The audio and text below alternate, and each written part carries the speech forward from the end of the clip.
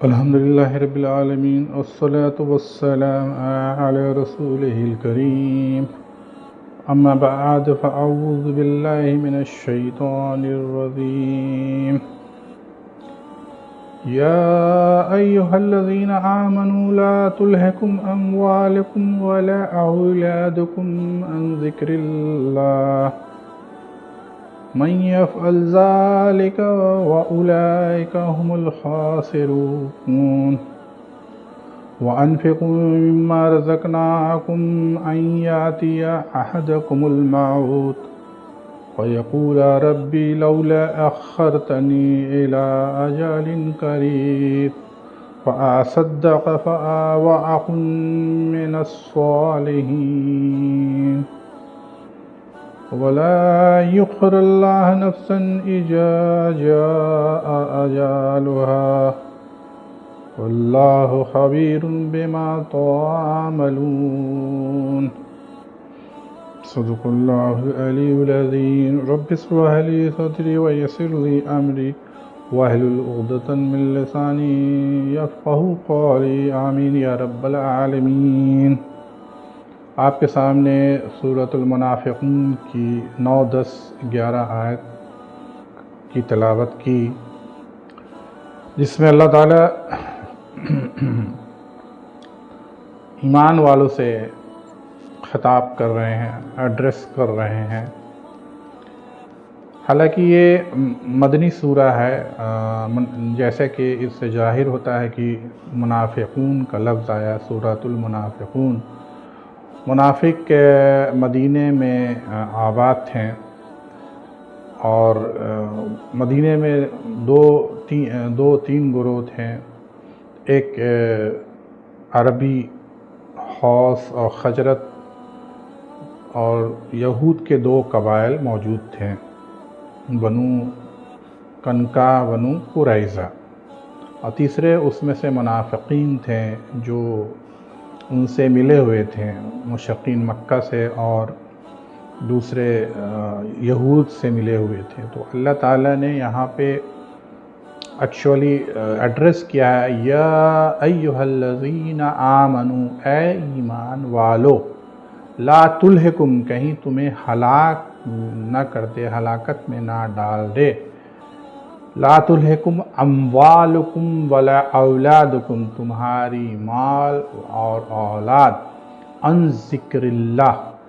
اللہ کے یاد سے غافل کر دے اور وہ ہلاکت کا سبب بن جائے۔ اس لیے اس سے ایمان والوں کو چوکنا کیا گیا ہے، کیونکہ عام طور پہ دنیا میں انسان کو 2 چیز سے بڑا محبت ہوتا ہے۔ ایک وہ مال، جس کے لیے جی توڑ محنت کرتا ہے، اور اس کے لیے دوسرا جو اولاد ہے اس سے بڑی محبت ہوتی ہے۔ ان دونوں کے لیے وہ پوری جور بھاگ دوڑ اور دنیا کی پوری کوشش، پوری توانائی لگی رہتی ہے۔ اس لیے، اور یہی انسان کے لیے فتنہ بھی ہے، آزمائش بھی ہے۔ اس لیے دوسری جگہ قرآن میں آیا ہے کہ المال والبنون زینۃ حیات الدنیا، یہ دنیا کی زندگی کا سامان ہے۔ اور دوسری جگہ آیا المال والبنون فتنہ، تمہارے لیے ایک آزمائش ہے۔ انما حیات الدنیا الا متاع الغرور، دنیا کی زندگی نہیں ہے سوائے دھوکے کا ایک سامان ہے، ایک گزارنے کا سامان ہے۔ اگرچہ کہ دنیا ہی آخرت کی کھیتی ہے، الدنیا مزرعۃ الآخرہ، لیکن اگر کوئی دنیا ہی کو سب کچھ سمجھ لے اور آخرت کو اپنا ٹارگٹ چھوڑ دے، تو پھر گویا کہ وہ گمراہی اور ظلمات میں، اندھیرے میں مبتلا ہو گیا، اور پھر وہ اپنے آپ کو ہلاک کر لیتا ہے۔ اس لیے دنیا میں اس طرح رہنا ہے جس طرح ایک مسافر پٹنہ سے دلی جا رہا ہے، اور راستے میں جو کچھ اس کی ضروریات کی چیز اس کو لے لیتا ہے مصروف کے لیے، اپنے اس سے گزارا کر لے۔ تو دنیا کی زندگی ویسے ہی ایک مومن کے لیے وہ جگہ ہے جس میں وہ اپنی زندگی کو بس مصروف جو ضرورت کی چیزیں ان کو استعمال کرتے ہوئے اپنے آخری ٹارگٹ جو آخرت ہے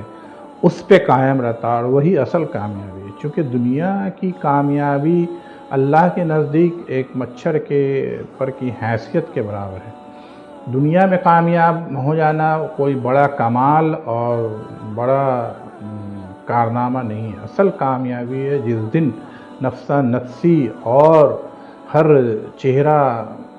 اس دن بے رنگ ہوگا، اس دن کامیاب ہونا، جس دن نفسا نفسی ہوگی، میاں بیوی سے بھاگے گا، باپ بیٹے سے بھاگے گا، بیٹا باپ سے بھاگے گا، بیوی اور خاوند سے بھاگے گی۔ تو یہ اصل معاملہ جو اس دن ہونے والا ہے، اور انسان کا ایک قیامت اس کے پاس ہے، موت منڈرا رہا ہے کب اس سے اچک لے۔ تو موت تو آنی ہی ہے، وہ برحق ہے، اس سے کوئی انکار نہیں کر سکتا۔ اور موت آئی،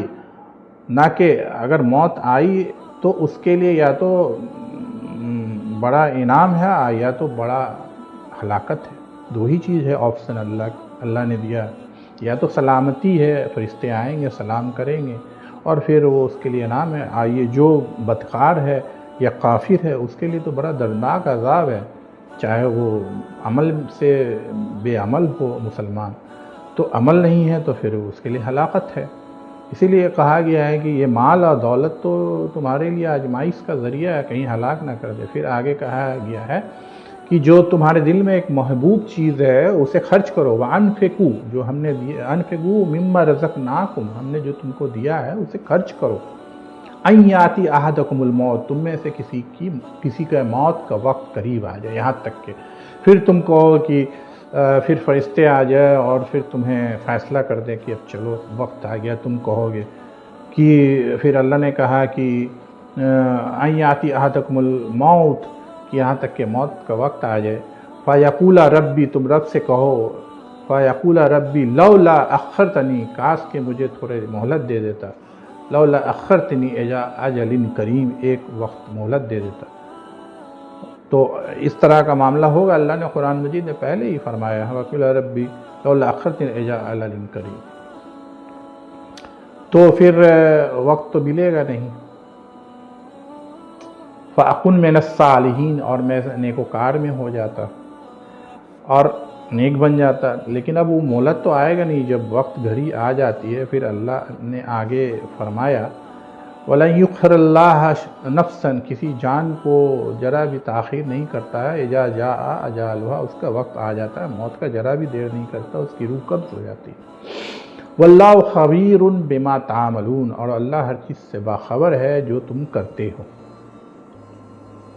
تو میرے کہنے کا مطلب یہ ہے کہ یہ سورہ منافقون جو ہے، یہ آیات ہمارے لیے کافی امپورٹنٹ ہے، اور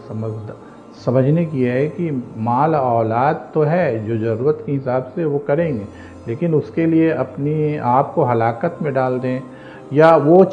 ہر وہ چیز جس سے اللہ کے ذکر سے غافل کر دے اور دور کر دے، وہ ہر چیز ہلاکت ہے ویسے تو، لیکن موٹے طور پہ دو چیز کے بارے میں زیادہ زور دیا گیا ہے۔ لیکن ہر وہ چیز جس سے انسان اللہ سے دور ہو جاتا ہے،